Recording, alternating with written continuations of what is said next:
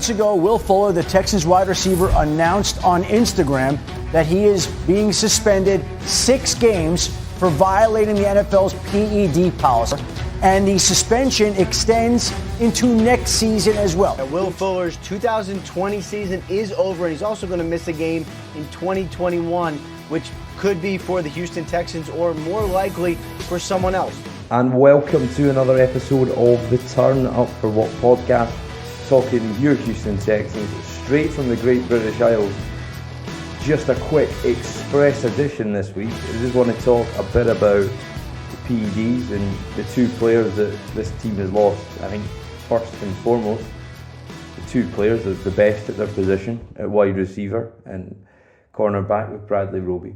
And as it relates directly on the field as we travel to Indianapolis this week, is that we have no one else to play at corner. Roby was the only guy who could hold in man coverage, and now we've lost that ability. So you've got to hope at this point now, surely John Reid get some snaps. The rookie's not played all year, bar the first half in Kansas City with a forced suspension of Lonnie Johnson when he didn't, well, he used social media prior to the game and didn't follow team policy on that. So the issue is, I think, really for the Texans here is, you know, you've got a chance to play John Reid. I think you maybe be careful with him and not necessarily play him outside, but there is a chance there to see what this guy can do. He was described as a 5-year veteran by Anthony Weaver in the offseason, but yet we've not seen him on the field. So hopefully this team can work its way out at corner. Now, at wide receiver,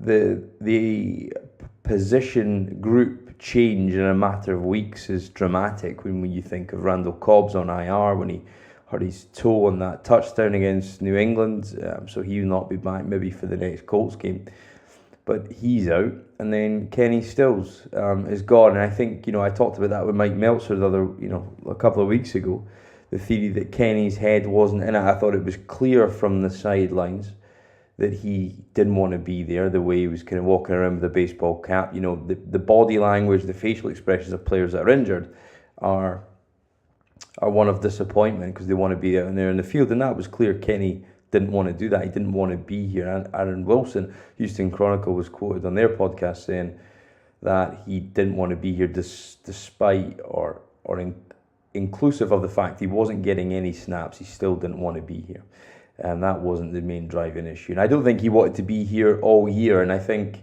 O'Brien missed a trick there at the start of the season where after the arrest it could have been an easy out for him. We could have cleared $7 million from the salary cap and said, Kenny, I think it's best if you sit out this year. If you're thinking about it, we support you, rather than trying to convince the guy to play. Now, the guy hasn't been picked up on waivers.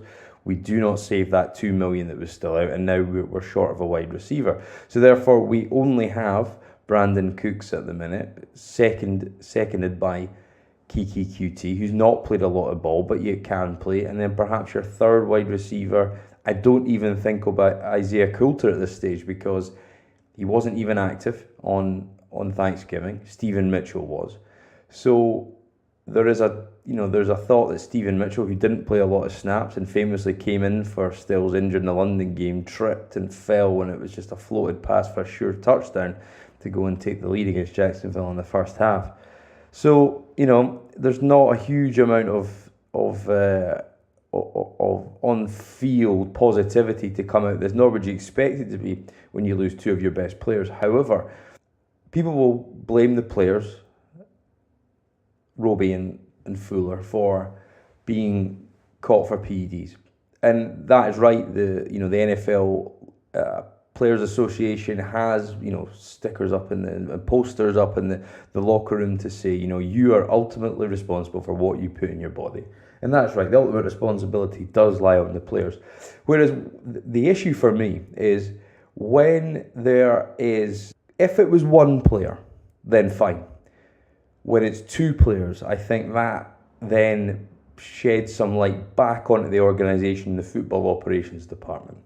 Now, they've officially been put on the suspended list. There's yet to be any clear statement or condemnation from the team. When that will happen, or if that will happen in an effective manner, it will remain to be seen.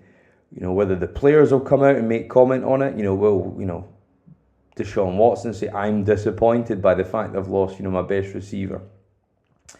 And, what was the ailment? I don't know.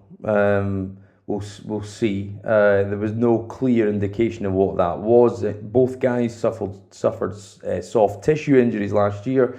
Missed time this year, have largely been available. I think people could easily point to Will Fuller and say put on weight and maintain speed, if not improve his speed this season as games went on. After the early part of the season where nobody looked effective. So whether they knew about this, the team, I don't know. But ultimately, the football operations department is run by Jack Easterby at this present moment. And will anybody in the building be accountable? I don't think they will. In a normal circumstance, you think there'd be an investigation. What happened here? Why did these guys take these supplements, and why did they not check with team doctors? Why are we not closer to our players as people?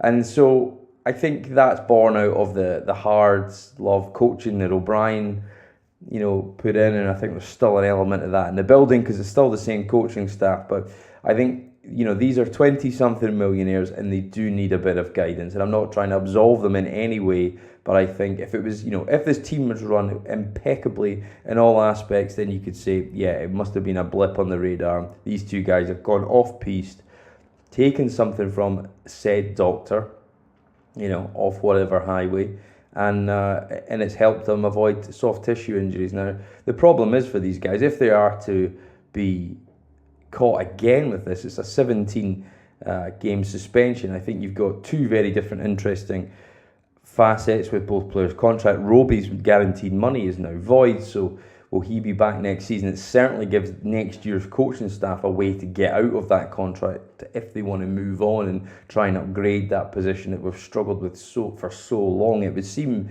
implausible right now because you think we've not got anybody there, so to get rid of one of the few guys that can actually play might not make sense, but it might well be the angle that the next coaching staff go down, depending if they fit the system. If they want to play predominantly more zone scheme, then you've got a chance that that Bradley Roby, predominantly a man-to-man corner, might not be value for that 13 million. So he's lost his guaranteed money and bonuses. So the coaching staff can get rid of him with next to no dead cap money. Will Fuller, obviously being a free agent going into this season, just talked a couple of days ago with Cody Davis about the contract situation. Now that has changed completely. A guy who was probably playing himself into a $15 to $17 million range, if not more, depending on how desperate a team with big salary cap space came in and wanted to rebuild their wide receiving core around a player like Fuller.